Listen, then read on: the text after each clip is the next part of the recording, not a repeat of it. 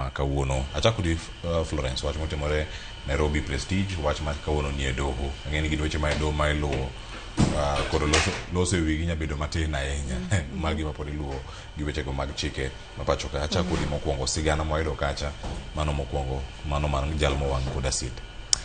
It is very sad. Dana ne wacho ni moko ditami pimo.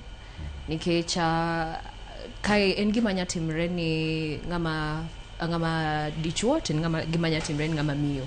To eromerit leo yudre ne en motimore ne en. So first I just want to say sorry to you Mary Claire kuma intie mos kabisa. Kendo we hope ni Nyasaye dichangi. To gima nyalo wacho ni society sani nyaka wapuonjre. Nikech ma en gima timre society ma wantie. Kendo nitie jomoko nyithindo ma yowuoyi moko ma facing rejection nyabedo gimoro matek kabisa kuomgi. Koro mae wachako puonjre i family unit. Wapuonjre kendo wapuonjo nyithiwa kendo wapuonjo nyaka our daughters. Ni gima kama nyatimre ni to kanga to tamre I okoro beni the an extra mile mondi itimne gima timre kama gima chal kamano.